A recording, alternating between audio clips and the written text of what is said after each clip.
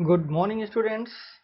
सबसे पहले देखिए, आज बहुत अच्छा लग रहा है कि आप सब लोग क्लास 11th में आ चुके हैं। आपने पीसीएम सेलेक्ट किया है। तो सबसे पहले मैं इंट्रोड्यूस कराता हूं अपने आप को कि जैसा कि आपने शायद मेरे बारे में बहुत से बच्चे जानते होंगे, कुछ ऐसे होंगे जो नहीं भी जानते होंगे। तो चलिए एक बार हम जो है अपना इंट्रोडक्शन खुद कर देते हैं। तो सबसे पहले मेरे बारे में जानिए। मैं हूं आपका फिजिक्स टीचर सुबोध पांडे, और ये जो प्लेटफॉर्म आपको इसमें दिखाई दे रहा है वो प्लेटफॉर्म आपको प्रोवाइड कराया गया है Gyandeep senior secondary public school की तरफ से। मैं आपका जो देखिए, पूरी फिजिक्स के दो वॉल्यूम हैं, physics part 1 and physics part 2। जो फर्स्ट वॉल्यूम है, ठीक है ना, उसमें टोटल 8 चैप्टर हैं अकॉर्डिंग टू एनसीईआरटी। ठीक है ना, चैप्टर 1 टू 8 ये आपका एनसीईआरटी वॉल्यूम 1 है। एनसीईआरटी वॉल्यूम 2 आपका चैप्टर 9 से स्टार्ट होता है। तो इसमें यहाँ पर हम चैप्टर 9 से स्टार्ट कर रहे हैं, यानी कि सेकेंड वॉल्यूम से हम स्टार्ट कर रहे हैं। इस बात को आप ध्यान से समझेंगे। तो चैप्टर 9 जो हमारा है, इस चैप्टर का नाम है mechanical properties of solids. Mechanical properties of solids ये जो चैप्टर है, बेसिकली इस चैप्टर में हमें क्या पढ़ना है उस चीज़ को हमको सोचना है और समझना है। तो यहाँ पर जो मैकेनिकल प्रॉपर्टीज है, ये जो बेसिक देखिए टर्म्स जो हैं, अगर फिजिक्स को समझने का सीखने का सबसे आसान और सबसे बढ़िया तरीका अगर कोई है तो वो है कि आप उसके एक एक वर्ड को, एक एक टर्म को आसानी से आप समझ लीजिए। अगर आपने एक एक टर्म और एक एक जो उसका बेसिक कॉन्सेप्ट है अगर समझ लिया तो फिर फिजिक्स आपको समझ में आ गई। ठीक है ना। तो इस तरीके से हम क्या करेंगे, आपको एक एक वर्ड का मतलब समझाते हुए और उनको आपस में कोरिलेट करते जाएंगे। सबसे आसान तरीका मैं आपको समझा रहा हूं कि देखिए, अभी तक आपने फिजिक्स में क्या पढ़ा, केवल 2 चैप्टर फिजिक्स के हुआ करते थे, और वो 2 चैप्टर्स जो है आप लोग पढ़ लेते थे। वो भी पढ़ते क्या थे, उसको क्रैम कर लेते थे। क्रैम मतलब रट लेना। उसको रट लिया, समझ में आया तो ठीक, नहीं समझ में आया तो ठीक। लेकिन अब क्लास 11th में अगर आपने साइंस साइड से आगे बढ़ने का फैसला किया है, ठीक है ना, साइंस साइड आपने ली है, तो फिर ये बहुत ज़रूरी हो जाता है। क्या चीज़ ज़रूरी हो जाती है कि हम बगैर कोई एक्स्ट्रा माइंड लगाए सीधे से सीधे अपने माइंड को फोकस कर लें कॉन्सेप्ट की तरफ, कि कॉन्सेप्ट क्या कह रहा है। कॉन्सेप्ट कब होंगे तैयार? कॉन्सेप्ट तब तैयार होते हैं जब हम इस बात पर आ जाएं कि हम एक एक वर्ड का मतलब समझेंगे, और एक एक वर्ड का मतलब समझने के बाद फिर हम उन वर्ड्स को आपस में इंटरकनेक्ट भी कर पाएंगे। क्योंकि जब तक इंटरकनेक्शन नहीं होता है तब तक आपको सब्जेक्ट की नॉलेज नहीं होती है। तो ये थी छोटी सी बात। फिजिक्स कैसे पढ़नी है, क्या उसका बेसिक आइडिया है, क्या उसकी टर्मिनोलॉजी है, ये सब हमने आपको समझाने की यहाँ कोशिश की है। चलिए, तो समय नहीं बर्बाद करेंगे ज़्यादा, और अब हम बढ़ते हैं चैप्टर की तरफ, जो कि हमारा है मैकेनिकल प्रॉपर्टीज ऑफ सॉलिड्स। तो mechanical properties of solids basically क्या है, इसको हम देखेंगे। चलिए, सबसे पहली चीज जो हम समझने वाले हैं यहाँ पर वो क्या है। सबसे पहली चीज ध्यान से देखिए, सबसे पहली चीज हम जो समझने वाले हैं वो है ए सॉलिड। ये देखिए जो वर्ड आपको दिखाई दे रहा है, ए सॉलिड। सॉलिड क्या होता है?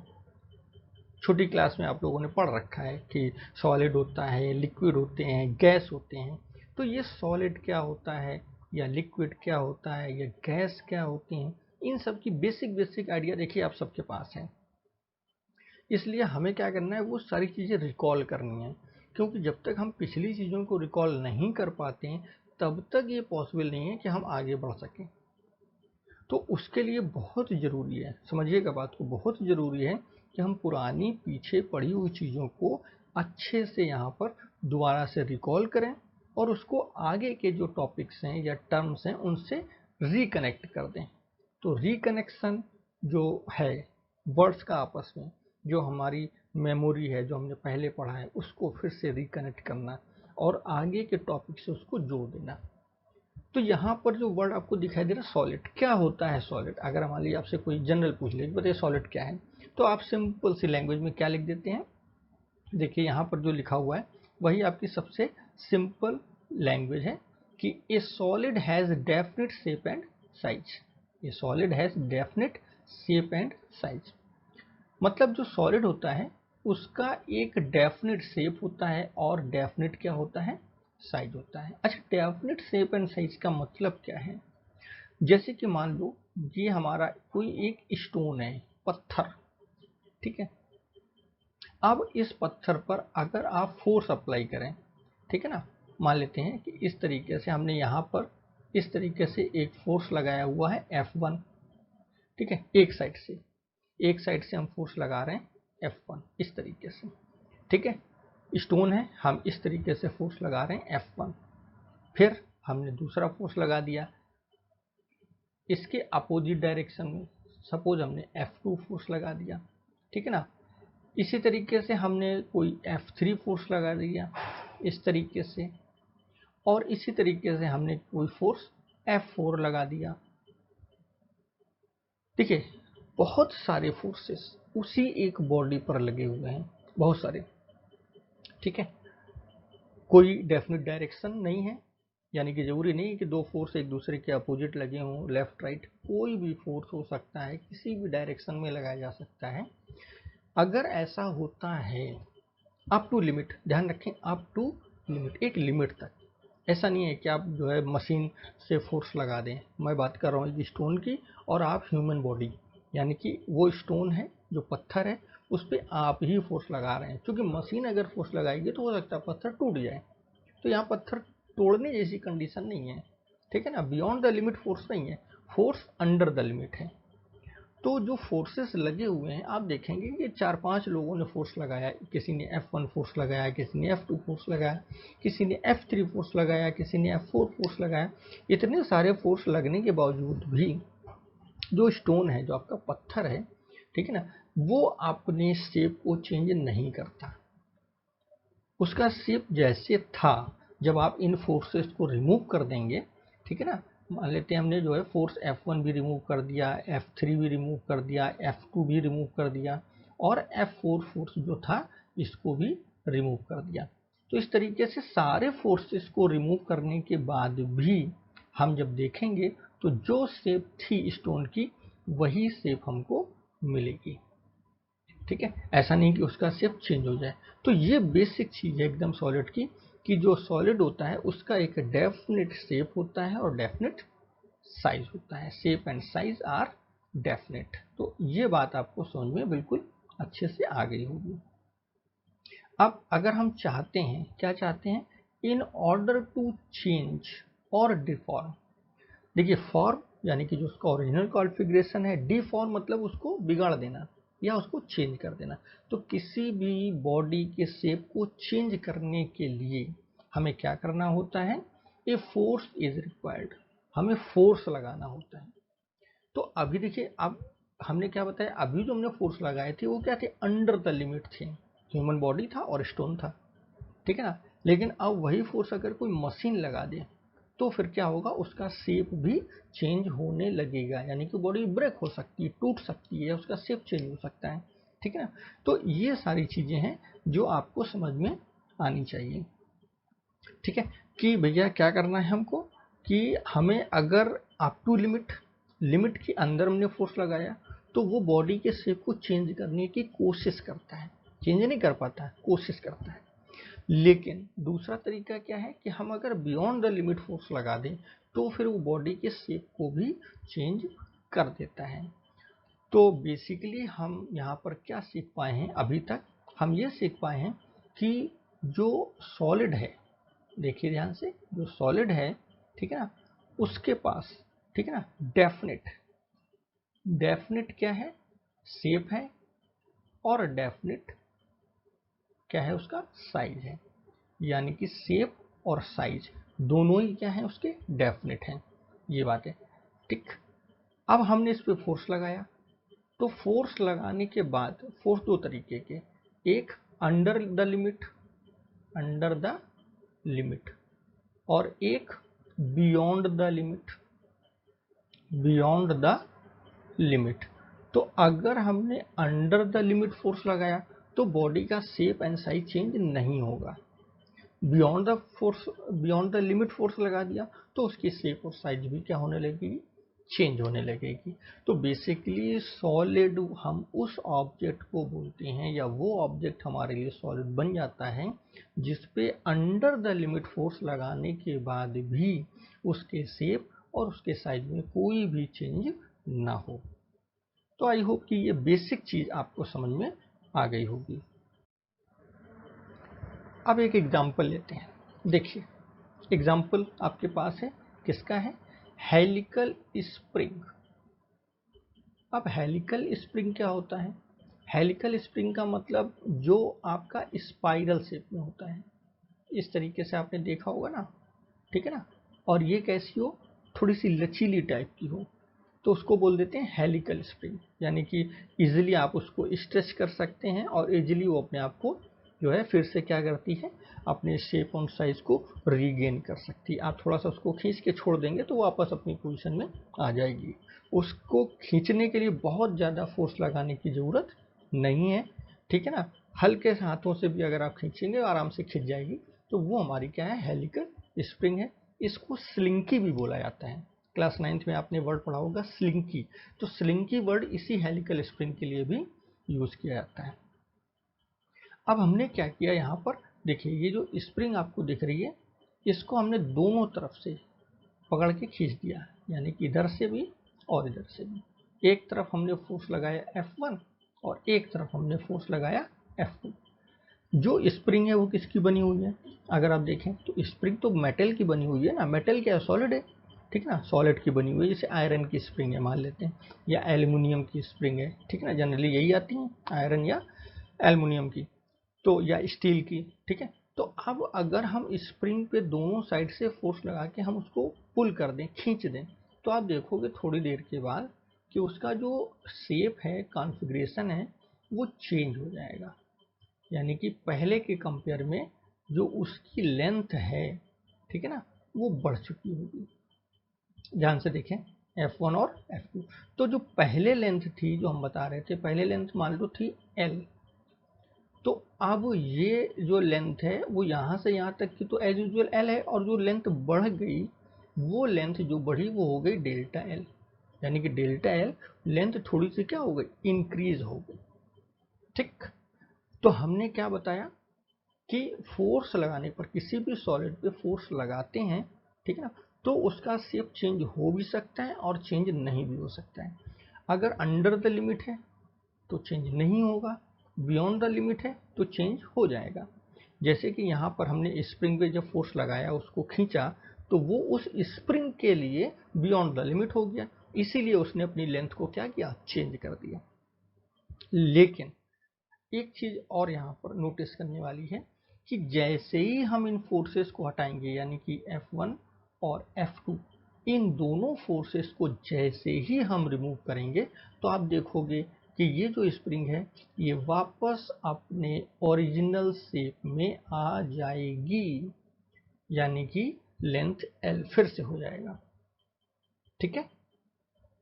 ध्यान से समझेंगे, ये ओरिजिनल लेंथ में आ जाएगी। अब ये ओरिजिनल लेंथ में 100% आएगी या कुछ परसेंट आएगी, इसकी स्टडी भी हम लोगों को करनी है, ठीक ना, लेकिन वो हम बाद में करेंगे। अभी फिलहाल हम ये देख रहे हैं कि हाँ, हमने स्प्रिंग फोर्स लगाया, स्प्रिंग ने अपनी लेंथ को चेंज किया, लेंथ को चेंज करने के बाद हमने फोर्स को हटाया, उसने अपने जो उसका लेंथ थी उसको क्या किया, रीगेन कर लिया, ठीक है ना। तो हम यहाँ पर बेसिकली अभी तक सिर्फ एक ही चीज़ आपको समझाने की कोशिश कर रहे हैं कि जो सॉलिड है उसका अपना एक डेफिनेट शेप एंड साइज होता है। फोर्स लगाया, चेंज हुआ, फोर्स हटाया, उसी शेप में फिर से वापस आ गया, तो डेफिनेट शेप एंड साइज, ठीक है ना। फोर्स लगाया, वो फोर्स कैसा है, अंडर द लिमिट है या बियॉन्ड द लिमिट है। अंडर द लिमिट है तो वो चेंज करने की कोशिश करता है लेकिन चेंज नहीं कर पाता, जैसे कि यहाँ पर स्प्रिंग में दो फोर्स लगे, F1 लगा, F2 लगा, खींचा, लेंथ चेंज हुई, लेकिन फोर्स हटाते ही वापस आ गया।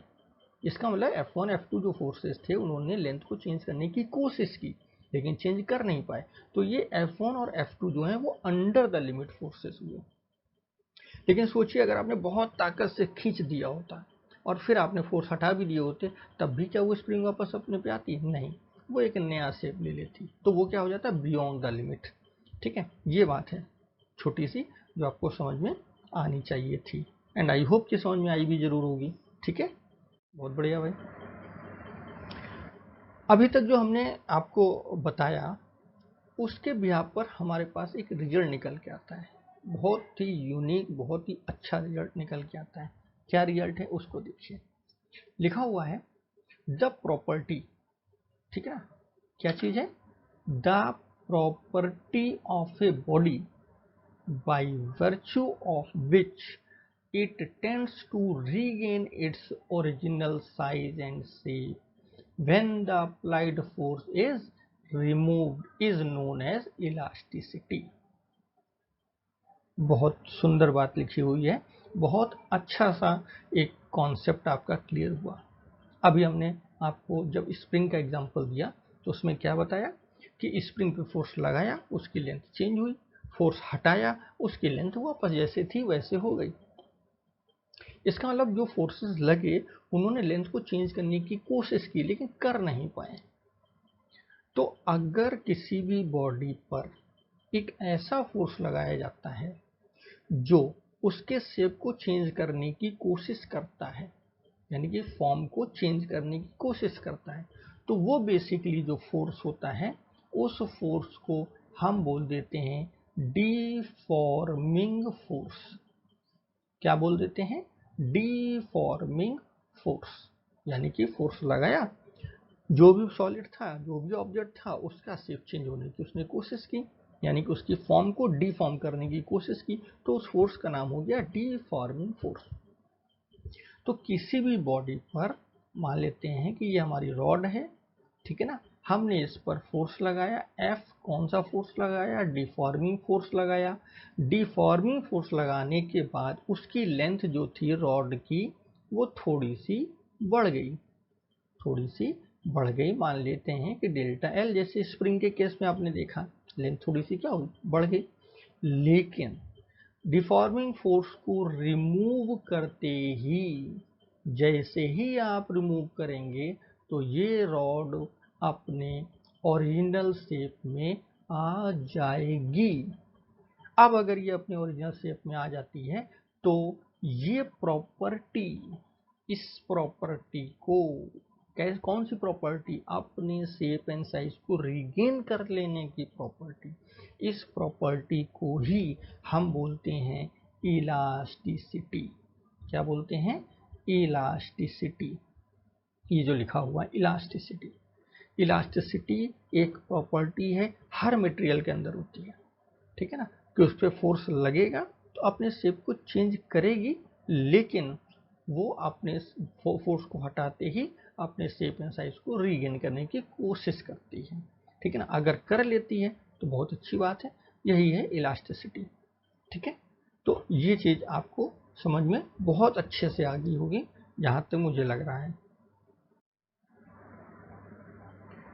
कुछ ऐसे ऑब्जेक्ट भी होते हैं, जैसे कि हमने अभी तक एग्जांपल दिया आपको, एक रॉड का एग्जांपल दे दिया, हमने एक स्प्रिंग का एग्जांपल दे दिया, ठीक है ना।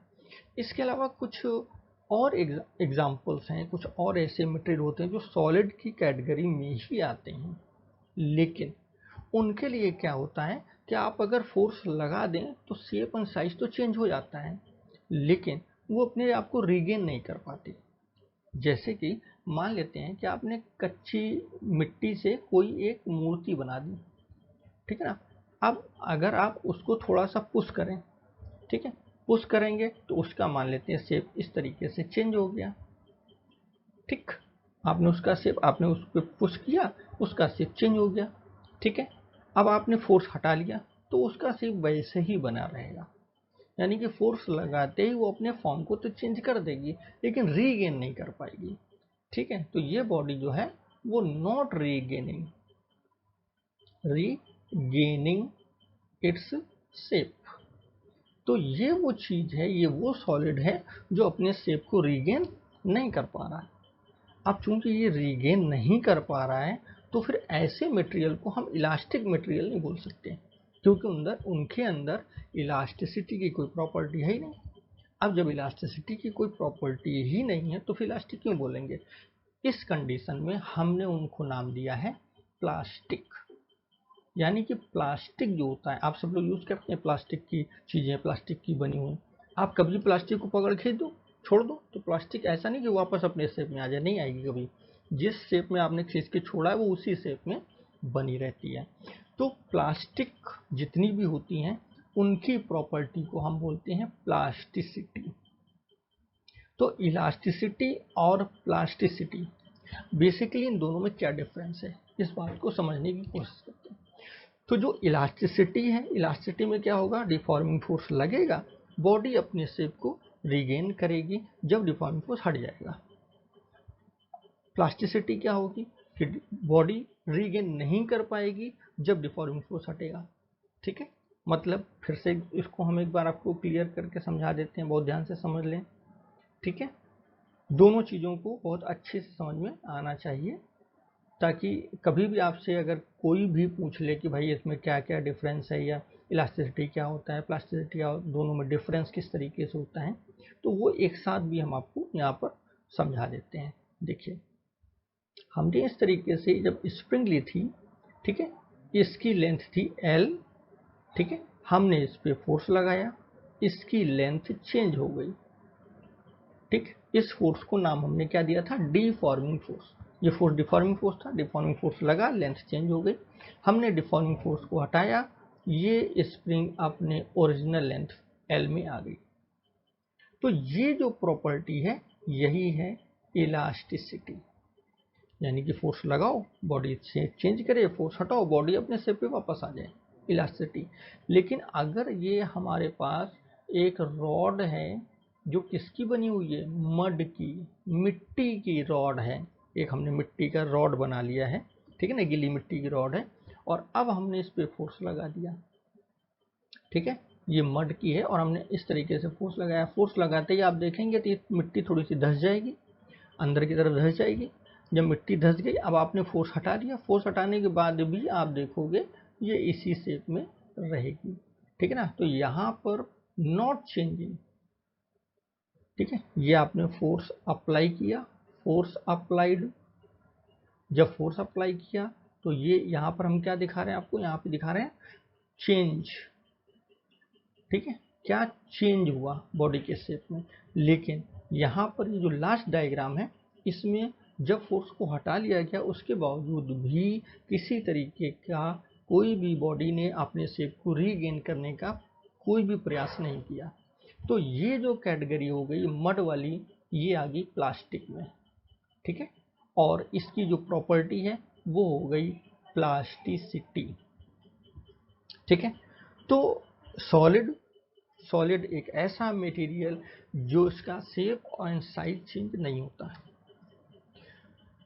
सेकेंड पॉइंट, जब हम उस पर कोई फोर्स लगाते हैं, डिफॉर्मिंग फोर्स लगाते हैं, तो उसके शेप और साइज में चेंज होने लगता है। थर्ड पॉइंट, अगर उसका शेप एंड साइज उस फोर्स को हटाने के बाद वापस अपने ओरिजिनल फॉर्म में आ जाता है, तो वो मटेरियल, वो सॉलिड इलास्टिक हो जाएगा, उसकी प्रॉपर्टी इलास्टिसिटी हो जाएगी। लेकिन अगर फोर्स हटाने के बाद वो अपने शेप और साइज को रीगेन नहीं कर पाता है, तो उस कंडीशन में वो बॉडी हमारी प्लास्टिक हो जाएगी और वो प्रॉपर्टी प्लास्टिसिटी हो जाएगी। तो इस तरीके से आज हमने बेसिकली आपको जो मैकेनिकल प्रॉपर्टीज ऑफ इलास्टिसिटी है इसको समझाने की कोशिश की। ठीक है ना, कि इसमें जो हमने अभी तक केवल 3 टर्म आपको समझाए हैं। पहला टर्म सॉलिड, दूसरा टर्म इलास्टिसिटी और तीसरा टर्म प्लास्टिसिटी। और मुझे पूरी उम्मीद है कि ये तीनों ही टर्म आपको समझ में आ गए होंगे। तो अब इसके बाद हम नेक्स्ट क्लास में मिलेंगे। ठीक है ना, तब तक आप इन तीनों टर्म्स को बहुत अच्छे से रिवाइज करिए, बहुत अच्छे से समझिए, ठीक है ना, क्योंकि जब हम इसके आगे बढ़ेंगे तो जाहिर सी बात है वो उसमें ये चीज़ों का क्या होगा, यूज़ होगा। यानी कि हम ये कह सकते हैं कि ये टर्म्स और ये जो हमने आपको कॉन्सेप्ट बताया है, ये बेसिक कॉन्सेप्ट है। इस पे अगर आपने एक महारत हासिल कर ली, अगर ये चीज़ आपके दिमाग में बिल्कुल सेट हो गई, तो फिर कहीं ना कहीं आपके लिए चीज़ें आसान हो जाएंगी। चलिए, ओके, बेस्ट ऑफ लक, हम फिर मिलते हैं आपसे। Thank you very much.